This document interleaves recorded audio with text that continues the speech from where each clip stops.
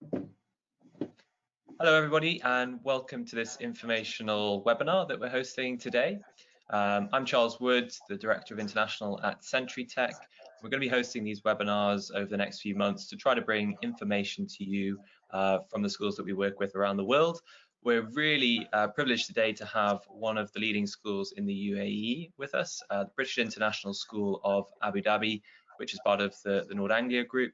And we're even more privileged to have Olly Lewis and Nicole Ferguson from the school joining us today to talk to us about this really interesting topic of planning for uncertainty and how we can navigate challenges facing schools throughout COVID-19. So I'll hand over to Olly and Nicole just to introduce themselves. Hi, I'm Nicole Ferguson. I've been at BIS Abu Dhabi for nearly 7 years. I lead the Year 3 team, and prior to that I was leading technology across the primary schools, so I've got lots of interest in how that works with our curriculum. Hi, Ollie here. I am one of the assistant heads teaching and learning in the secondary school, and next year my role is changing ever so slightly, and I'll be looking into all things digital, and I'm also head of science at the secondary school. I've been at BISAD for 2 years now, and I'm really looking forward to 2 more years ahead of me. Fantastic, great. Well, yeah, we're really excited to explore this topic. I think the first sort of overarching question, which I know a lot of people are thinking about, especially as we approach the end of the academic year, is how as a school did you ensure and make sure that learning could continue throughout the period of lockdown that you've seen in the UAE? Well, in primary for us it was really sort of looking at continuity for the parents and children, making sure that we were using platforms like Century, Seesaw, that the families were really familiar with. It was already part of their daily learning journey. So it was really just extending that from the classroom and outside, and then looking at how we could develop that further with all of the successful elements of teaching and learning and what that looked like from the other side at home. Yeah, just echo what Nicole said there. Really, from the secondary school perspective, we introduced Teams about 2.5 years ago. It's been the normal way of working for teachers to communicate with students. Obviously, back then, not in a virtual context with live lessons and things like that, but it's really well embedded in the school, much like Seesaw is when Nicole introduced it 5 years ago. So, in terms of continuation of learning and developing teaching and learning, we've been really fortunate that we're really well established as a school with the platforms that we've been using. Great, and I mean, if we look at I suppose everything that's happened over the past 6 months, there's obviously been a lot of learnings, and there's loads of content at the moment about successes and failures and what's worked, what hasn't worked, and obviously that varies from school to school. So I just wonder if between both of you, from looking at primary and a secondary context, what has been a real success and worked really well, and with specific examples, and what's been a learning? What have you said, well, actually that hasn't worked? And maybe each of you could give a kind of couple of examples of each based on those different sectors. Nicole, maybe first. I think one of the big things that stood out for me throughout the whole time is how, for a school this size that has then had to leave the building, and we've got children all around the Emirate, some even in different countries where they've been stranded, is how through the communication at school and the use of our platforms, we've managed to really maintain that sense of community. The children still feel like they belong to BIS Abu Dhabi. They're part of their classroom, they're part of their year group, and they're part of the wider school community as well. And I think that's been a massive success for us, and that's sort of been reflected through parent surveys and conversations, certainly that we have in primary with our class reps that represent the parent voice for us. And I think that's been achieved again through that consistent approach, not overloading, it's familiar, and building on that slowly over the time as it's developed. So that for me is a real standout success that we've managed to achieve. Fantastic. And we probably should give people some context. How big is BISAD? How many students do you have in primary and secondary? What's the sort of scale of your school? So we're all primary, yeah. We're just over 1,900 pupils in total, and we're primary's about 12, nearly 1,300. Yeah. Secondary, we're approaching 600.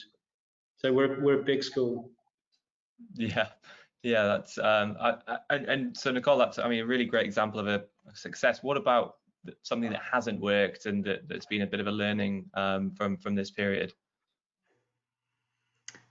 I think it's been the overexposure to technology for me, especially from the point of view of the younger children. You know, everything that we push out is based on technology. There's no escaping it, and you know, it a lot of hours a day, even where you're sending them out to do projects, it's still always coming back to technology, and they're on the screen time has increased, you know, so much, and especially because where we are at the moment, you know, we're very limited with what the children can actually do away from the screen. So I think that has been really, really hard. And I think in hindsight, where we build in wellbeing days and things like that, I think introducing some digital detox time every week is something that I would, if we were to extend this period, it would definitely be something I'd be looking to establish and real clearly, this is absolute downtime from your screens. Yeah, absolutely. I think that probably applies to adults as well. And Ollie, from a more secondary whole school perspective, what have you found that has worked really well in your context, and what learnings have you found? Anything that hasn't worked as well? We've been really fortunate, I think, because one of the sort of successes, not just in secondary but across the whole school, is we've consistently for nearly 4 months now had engagement of, you know, well above 90%, which I think speaks volumes about the culture of both the students, the parents, and the teachers that, you know, are in the building and part of our school community. So I think that's been a massive success. Another success we've found as well is we've changed the nature of how we report to parents, and that's been really well received, as well as our approach to assessment. We were always, and we really are quite a research-focused school, because we hold an event each year called the CSI, which is a chance for teachers to delve into something they're passionate about and look at the educational research and run a mini project and see how they can improve both professionally as well as outcomes for students. And you know, that low stakes style of assessment or retrieval is fairly well embedded in the school, so that's just become an even more normal thing that we do with respect to online learning, so that, you know, more successes there as well. Nicole mentioned as well that we've surveyed the parents and the students 3 times, so each month we've had a survey. You know, so we're constantly opening those channels of dialogue with all of the stakeholders in the school, because I think that's really, really important to test the temperature of where they feel they're at and what they might need on an individual as well as a class and then cohort sort of scale, so looking micro to macro. You know, the instigation of the SWAG group, so the Staff Wellbeing and Action Group, I think is a massive success for the school. It was kind of there before we started this, but this has really, you know, helped drive that. And where there were 2 or 3 elements to it before, with you know, staff playlists to yoga to cooking clubs to virtual choirs, there's now you know, a list of 20-30 different things that staff are putting on for each other, because we're really conscious of looking out for each other and providing that connectivity. Which again, we've kind of gone full circle there with what Nicole was saying. It's about connecting, communicating, and enabling your community. So I think they've all been, and that's just a few examples across many that we've got as a school.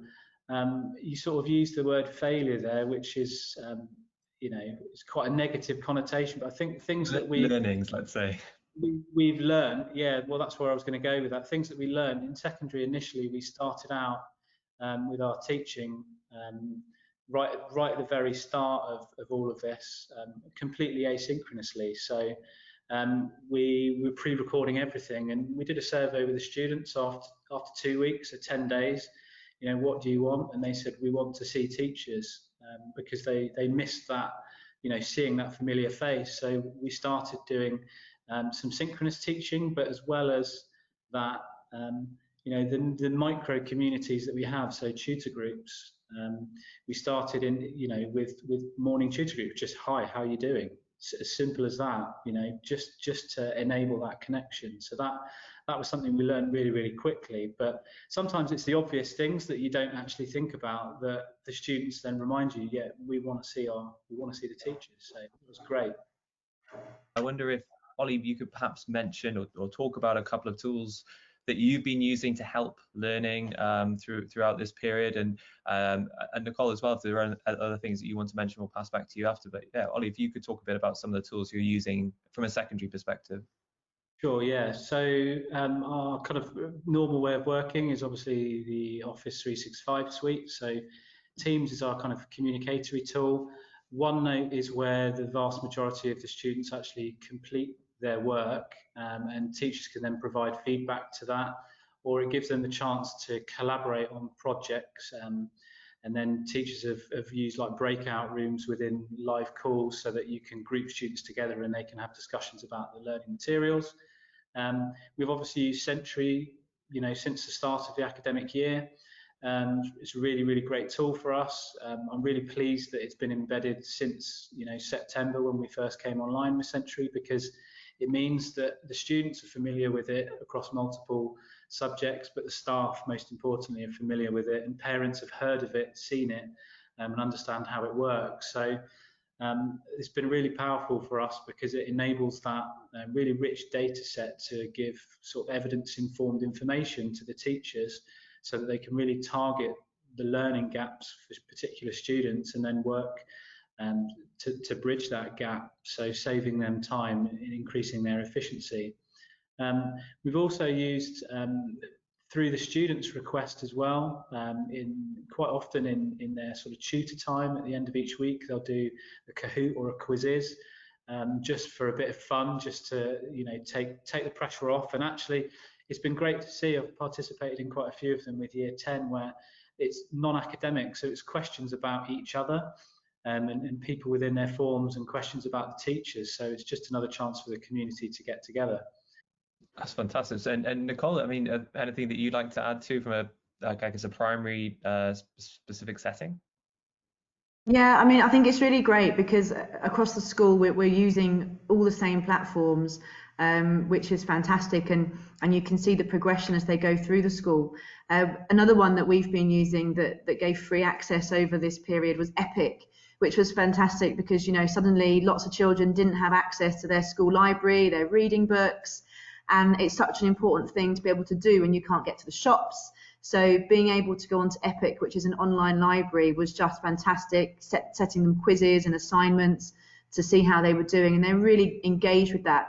And there's also lots of lovely, they can listen to the books being read to them and watch videos, so you know their time online is being well spent. But I think one of the big plus points for me has been, by taking away the restrictions of the timetable and just the one device that you might have, giving the autonomy over to the students, we've seen them be really creative in their choices that they've made to present their learning. And we have things coming through on Spark Video, Evertoon, iMovie, I think it's Viva Movie. You know, and they've shown us that they've been developing their own skills in their own way as well, and they've had that freedom of choice, which they may not have had time within the classroom to do, because everything's, you know, can be quite rushed on a day-to-day basis in the primary classroom. And I'm sure it's the same in secondary, where, you know, you've just been blown away by some of the presentations that they've been able to put together because they've had time to work on their interests. Yeah, perhaps silver lining, I guess, to the pandemic is that there have been leaps in certain areas, and that's a common theme that we're starting to hear from other schools. I do want to come back to some of that, but I think the sort of $1 million question I presume is on the forefront of a lot of people's minds at the moment is what on earth is going to happen in September. And I know we're talking to you in Abu Dhabi in the UAE, and you will have had a very specific experience. But I wonder if you could perhaps share what message have you had from the government. What is the plan for September? What have you planned for? And what do you expect to happen? And Ollie, maybe if we start with you on this. Sure, yeah. So we've had some information now from the ministry in the last 24 hours, actually, that schools will be open as of September. However, they'll have to abide by certain rules. So social distancing still applies. Teachers will need to wear PPE. Students as well as teachers will have to go through sort of thermal imaging, so they have their temperature taken as they walk through the building, and obviously once entering and leaving. What they have said actually as well is, because all the schools are different, you know, one shell, one building in one particular location is vastly different to the next, you know. Whilst our geographical location, our clientele, you know, the context is so different in so many different ways, but the building is really what kind of decides on what your return to school might actually look like, especially when you're considering that sort of phased approach. I think most schools within the region will end up adopting some sort of blended return. So whether or not you might take 2 year groups coming on one day, the year groups that aren't in are doing online learning, and then the next day you form some sort of rotation, that's a possibility. You might end up seeing different year groups coming in for a half day and then rotating midway through the day. Or it could be you have certain groups in for a week and you rotate each week. You know, we're really fortunate in many respects that the tools we've got have enabled us to facilitate a fantastic online learning platform for the students moving forwards.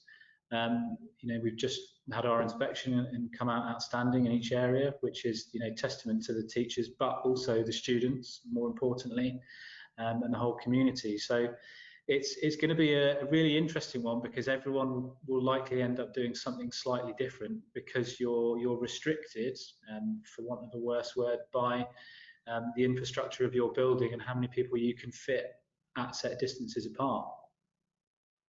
And I think if you know, we build upon that, and we let's say that next academic year, you know, the majority of schools are going to have some sort of hybrid model. I think that is probably the most likely outcome, where children are in school on site in a socially distanced manner for part of the week. So there will be some on-site teaching, but there is also going to be a huge amount of off-site learning or virtual learning. And so, Nicole, I wonder if you could talk about taking that model and hoping that a lot of the schools that will be listening to this will be in a similar situation. What would you recommend to a school in order to sort of shape their approach when looking at that for September? What would you be doing now? Hopefully you'll be having a nice summer holiday soon, but what would be going through your head, and what kind of things would you be planning for based on that scenario? I think, again, it's the same sort of approach that we took to when the pandemic started. It's looking at what's working already and trying to keep it as simple as possible, because there's going to be so many changes, so many things that the children coming back to our school have had to cope with wherever they've been whilst this has been going on. I think our pastoral focus is going to be really at the forefront. Once we get the children back, it's going to be looking at, you know, if we've got children out part of the week, children in part of the week, you know, how are we going to split that up? Is it going to be that we introduce concepts and they work on them away from us and then come back?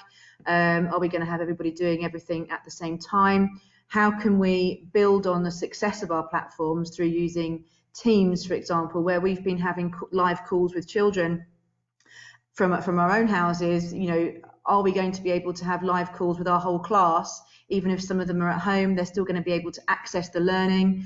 We're really fortunate, again, you know, with our equipment, that everything that we teach through, especially through our visualizers, you know, when we're in that classroom, can be recorded, lessons can be recorded, the teaching can be recorded and shared.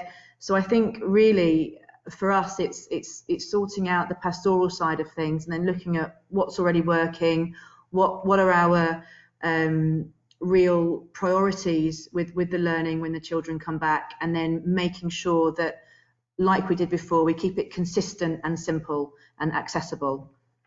And just touching upon that point of devices, in BISAD, do all children have devices? If not, what have you done to plug that in primary?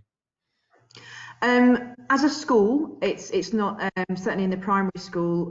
We don't have. I think we're about 2 to 1, so two children, 1 iPad. I think through the surveys, we did parent surveys to check. We were very fortunate. The government, before we locked the schools down, they did lots of meetings and surveys to ensure that children across the Emirate were equipped with what they needed to be able to access e-learning, and a lot of money was put into that.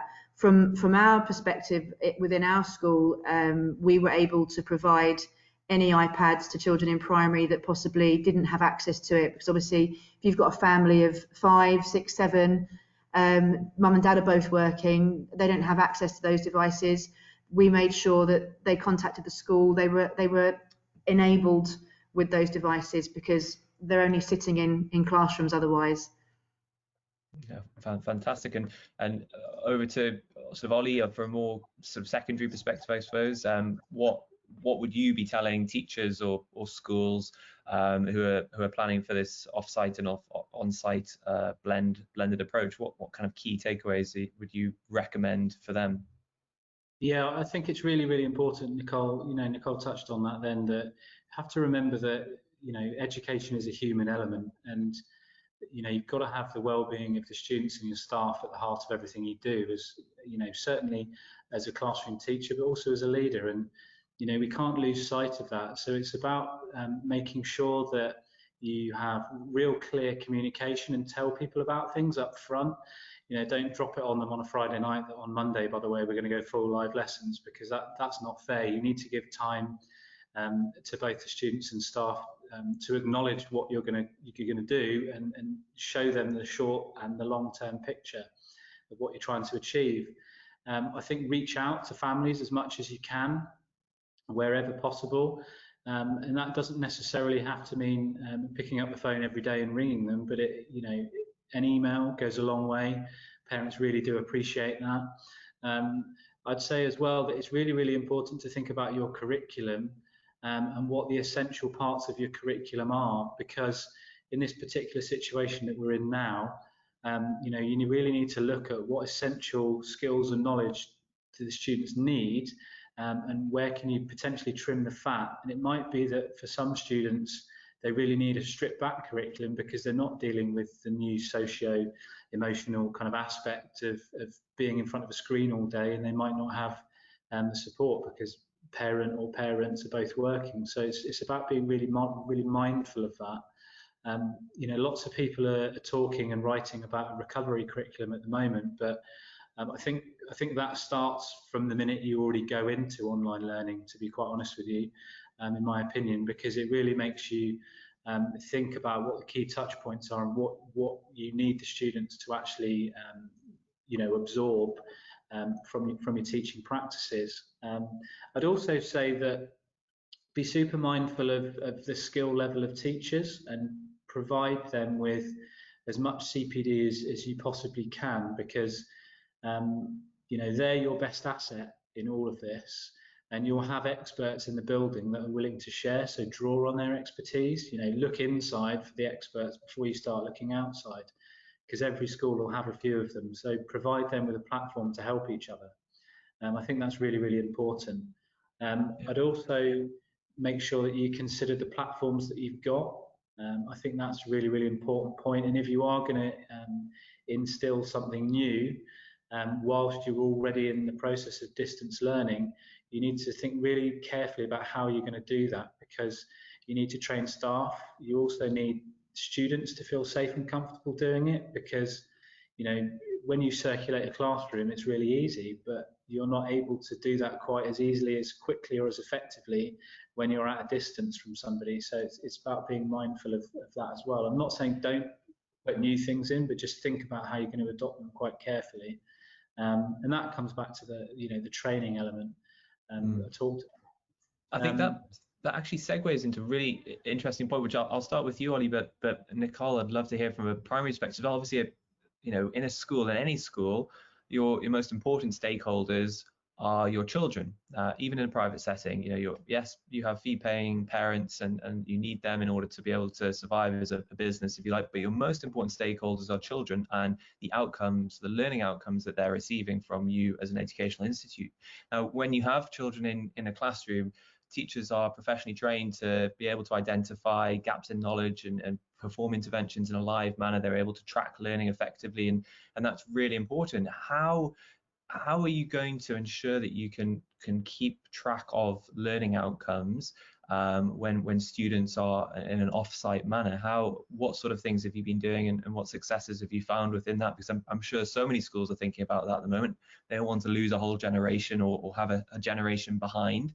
How can they ensure that learning is continuing?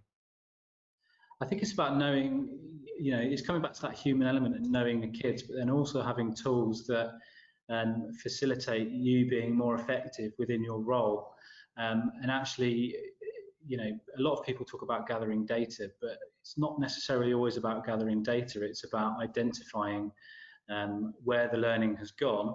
And tools like Sentry can enable that, because it gives you that quick data set to identify, pockets or individual students that require some support. I guess, Nicole, from a primary perspective, I know that a huge part of I guess tracking students and their progress and learning outcomes is what you see in the classroom in that setting. Yeah. How are you managing that from a distance site perspective? Well, we gave a lot of consideration to this, because also it links into as well, how do you know students are even there, let alone engaging? So fortunately, I'm part of a group of Seesaw educators, and this was a conversation that we were having right at the very beginning, before we even closed down. This was being sort of spoken about, and we actually found a way that we could manipulate a section of Seesaw to give us engagement data on a daily basis, item by item. So that was rolled out across the primary school quite quickly, so that straight away we were able to capture who was engaging with the activities and who wasn't. Because when you've got so much content coming in as a teacher, we were looking at possibly 100 pieces of work a day being returned to us. It's very easy for people to go off the radar. So we were able to set it up so that we as a class teacher could very quickly look back through the week and see, oh, this person, maybe they're engaging with their maths, but they haven't done any of the English lessons. They're really working hard in science, but they're not turning in any of my social studies lessons. And then just with a quick, very informal email to parents, again, not to say your child isn't engaging, but to reach out to them and find out, is there a problem? Is there something that we need to help you with? We really want them to be able to access this learning. We've found that we've been able to manage to keep that 90% engagement, which has been fantastic. And again, as Ollie's mentioned before, using platforms like Sentry, quizzes, we get that engagement. You can see they're taking part. And in primary, they love taking a screenshot of something that they've completed and sending it to you. So we've actually had so much information about engagement and completion of activities that when we met with parents and when we completed our reports, it was just a pleasure to do, because we had so much information from which to work. That's fantastic. It's really, really useful, and I'm sure people listening will appreciate these insights. I think we're running out of time, and so I just wanted to perhaps finish with some top 5 tips. Maybe we can split it evenly, two from each, and maybe I'll add an additional one on the end. Well, I think it's really, really important to be mindful of the fact that effective teaching and learning can be distilled down to a few concepts. I think being really, really clear with your explanations for students, you know, if you get that right at a distance as well as in the classroom, that is as it's been proven through research from the Education Endowment Foundation, to have a massive impact on learning. So clarity of explanation, I think, is the first one. And then my second one would be use tools that do the bulk of the heavy lifting for you. And what I mean by that is mark stuff for you, and it gives you that really valuable diagnostic insight into how well the students have learned the content. So some sort of low stakes tool that enables teaching and learning, and also supports efficiency and effectiveness of teachers. Fantastic. And Nicole, your top 2 tips for the listeners? I think my first one would be communication, especially with your parents. You know, the children are, you know, the important ones here, and the parents and the teachers, we want the best for the children, so we have to work together. We have to reach out to our parents. You know, they've been thrown into this as well, and it was really, really important that you keep checking in, you keep asking, and don't presume that silence means that everything's okay. If you've not heard from somebody, touch base and make sure that they're okay, and that obviously that then extends to your teams and your staff as well. Make sure that everyone's okay. Does everybody understand what the expectation is? Do they know how to use what we're working with? You know, and especially in a situation where you've got platforms that are well established, do you really know how well every single member of staff knows how to use it just because it's been in school for a long time?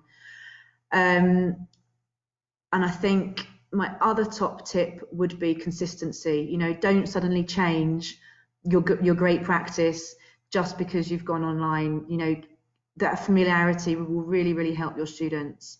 They know what to expect, they know how you operate, and you can transfer that into an online classroom. That's great. And I as you were going through your tips, I was slowly just thinking about what my tip would be as you spoke about all the things that I was thinking of. But I think just building upon that final point of that you mentioned, Nicole, I think structure and trying to maintain some sort of semblance of a school day, I think is super important from an employee's perspective, but also from the child's perspective. And I've certainly fallen into the trap of, you know, now having an extra couple of hours in the morning, an extra couple of hours in the evening when I'd be commuting, to thinking, well, maybe I'll just do a bit more work when actually that is downtime for me, and it's time for me to switch off and go on a run or do some reading. So I think for children, for adults, having a structure around their day is really important, and keeping consistent with that. So those are our top 5 tips, in collaboration with Century Tech and British International School Abu Dhabi. It's been a real pleasure to have you both here, and I'm so glad that we're working with you, and I'm sure people who are listening to this will gain some great insights. But I'd like to thank you both very much on behalf of Century for your time, and we look forward to seeing your continued successes next academic year, after you've had a well-rested break, a well-deserved break, I should say. But thank you both very much, and have a great rest of your day. Thank you.